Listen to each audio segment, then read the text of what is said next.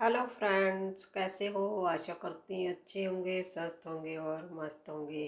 लीजिए, आज है सोमवार और आज की जाती है भोलेनाथ जी की पूजा। आज आप भोलेनाथ जी की पूजा जरूर करें। सोमवार के दिन चंद्रदेव की पूजा भी की जाती है। अपना चंद्र अगर आपको शांत करना है, अपना चंद्र मजबूत करना है, तो आज के दिन आप चंद्रदेव की पूजा जरूर कीजिए। भोलेनाथ जी के मस्तर पर जो चंद्रदेव विराजमान होते हैं, उन्हें आप जरूर आज के दिन प्रसन्न कीजिए।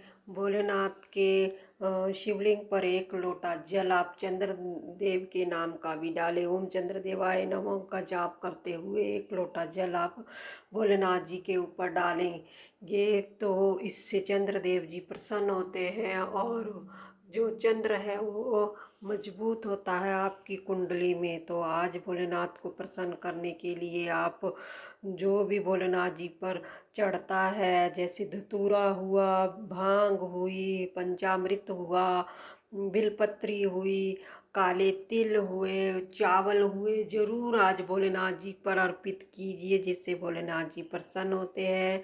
आज वाइट कपड़े पहनिए, और क्योंकि सोमवार है, भोलेनाथ जी का वार है, तो आज के दिन आपको वाइट वस्त्र धारण करने चाहिए और वाइट ही जो भोग है वो भगवान को लगाना चाहिए, जिसमें वाइट मिश्री आ गई, वाइट मिठाई आ गई, कलाकंद आ गया, बर्फी आ गई। आप ये जरूर भोलेनाथ जी को चढ़ाइए। और नहीं हो सकता है तो आटे का कसार ही आप बनाइए। आज किसी गरीब को जरूर भोजन करवाइए, उन्हें चावल का दान दीजिए। आज के दिन चावल का दान करना, वाइट चीज़ों का दान करना बहुत ही शुभ माना जाता है। सोमवार के दिन आप ये उपाय जरूर कीजिए। गाय को रोटी दीजिए, कुत्ते को रोटी दीजिए, कौओं को रोटी दीजिए, चींटियों गिलहरियों को और जीव जंतुओं को पानी जरूर रखिए, जिससे जो भोलेनाथ जी है, सभी देवी देवता जो है प्रसन्न होते हैं। आज मैं आपको ऐसे उपाय बताऊंगी, अगर आप वो उपाय करते हैं तो आपके घर में गरीबी आना तय है,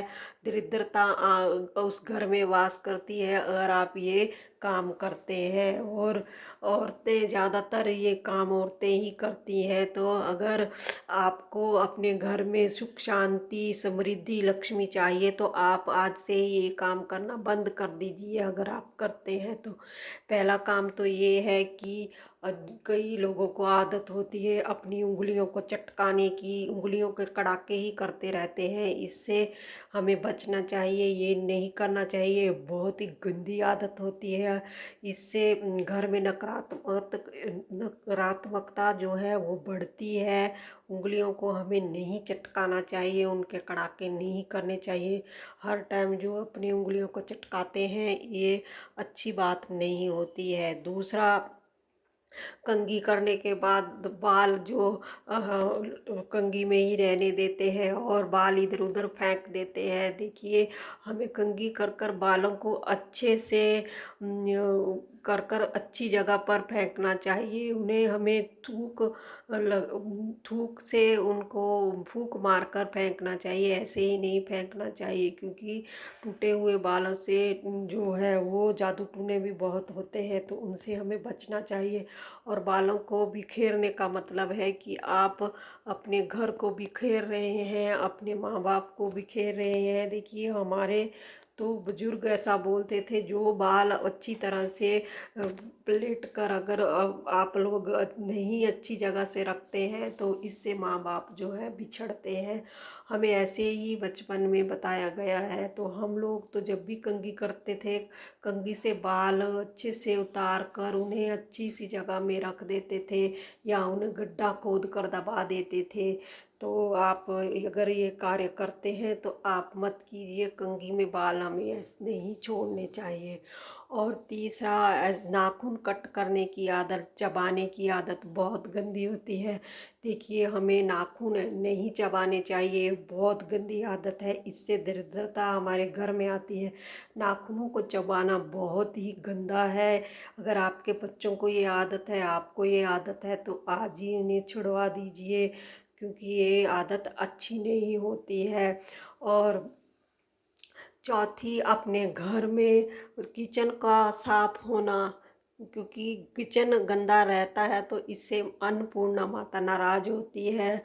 और किचन में बर्तन जूठे ज़्यादा देर पड़े रहना ये भी दरिद्रता की निशानी है। किचन को अच्छे से साफ सुथरा रखिए।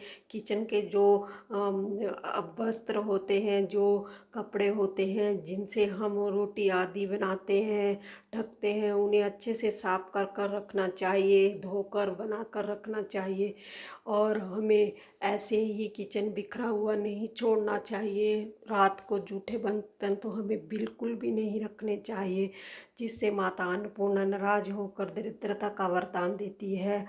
और दरिद्रता का आना मतलब गरीबी का आना, इसलिए अपने किचन को साफ सुथरा जितना बनाकर रखेंगे उतना ही अच्छा है। पांचवा, अपने घर को साफ सुथरा बनाकर रखिए। अपने घर में अच्छे से सफाई कर कर रखिए। दरवाजे के आगे जूते चप्पल बिल्कुल भी मत खोलिए। और दरवाजे के आगे डस्टबिन तो हमें बिल्कुल भी नहीं रखना चाहिए। डस्टबिन रखने का मतलब है सीधा सीधा हम दरिद्रता को निमंत्रण दे रहे हैं। घर के आगे चप्पल, दरवाजे के आगे आगे चप्पल खोलना भी दरिद्रता की निशानी है। चप्पलों में पता नहीं हम कहाँ कहाँ घूम कर आते हैं, वही चप्पल से नेगेटिविटी अंदर आती है, इसलिए चप्पलों को हमेशा बाहर ही खोलना चाहिए।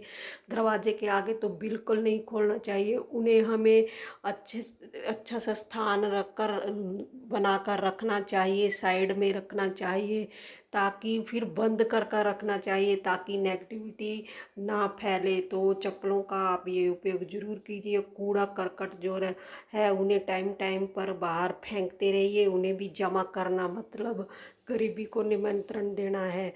इसलिए आप जो कूड़ा है उसे भी ज़्यादा दिन तक इकट्ठा कर कर बिल्कुल भी मत रखिए। आप टाइम टू टाइम एक दो दिन में कचरे को बाहर या तो आग लगा कर जला दीजिए, या जहाँ कचरा फेंकते हैं वहाँ फेंक दीजिए, या कचरे वाला आता है तो उसे दे दीजिए। ज़्यादा दिन तक कचरा रखना भी दरिद्रता की निशानी है। तो आप अगर ये उपाय करते हैं तो भूल कर भी मत कीजिए। बाथरूम में अगर आप नहाने के बाद बाथरूम को अच्छे से साफ कर कर आइए। बाल अगर गिरे हुए हैं तो उन्हें अच्छे से साफ कर कर आइए, बाल्टी भर कर आइए। और अगर आपका नल टपकता है तो उसे आज ही ठीक करवा दीजिए। देखिए, टपकता हुआ नल जो है वो लक्ष्मी को बाहर लेकर जाने का है, क्योंकि टपकते हुए नल से हमेशा, अगर आपका नल टपकता है तो समझिए आपकी लक्ष्मी बाहर जाने वाली है। कोई ना कोई ऐसा विघ्न बाधा जरूर आएगी जिससे लक्ष्मी बाहर जाएगी। तो आप जैसे ही नल खराब होता है, टपकता है, उसी टाइम आप उसको ठीक करवा लीजिए, क्योंकि टपकता हुआ नल बहुत ही खराब होता है। और साथ में आप बाल्टी को हमेशा भर कर रखिए। खाली बाल्टी बाथरूम में अच्छी नहीं होती है। तो ये कीजिए छोटे छोटे उपाय अपने संसार को सुखी बनाने के लिए। तो उम्मीद करती हूँ मेरा वीडियो आपको अच्छा लगा होगा। लाइक शेयर सब्सक्राइब जरूर कीजिए, और आज भोलेनाथ जी की पूजा जरूर कीजिए। आप दान पुण्य जरूर कीजिए, चावल का दान जरूर दीजिए, गाय को रोटी जरूर दीजिए। देखिए, मैं रोज़ आपको बोलती हूँ, गाय, कुत्ते, जानवर को बेजुबान जानवरों को हमें ज़रूर कुछ ना कुछ ज़रूर देना चाहिए। तो उम्मीद करती हूँ मैंने आपको जो जानकारी दी है वो आपको अच्छी लगी होगी। लाइक शेयर सब्सक्राइब ज़रूर कीजिए। और मेरी आज की पूजा का वीडियो, मेरे लड्डू गोपाल जी देखिए कितने सुंदर लग रहे हैं। तो अब मैं विदा लेती हूँ। नमस्कार।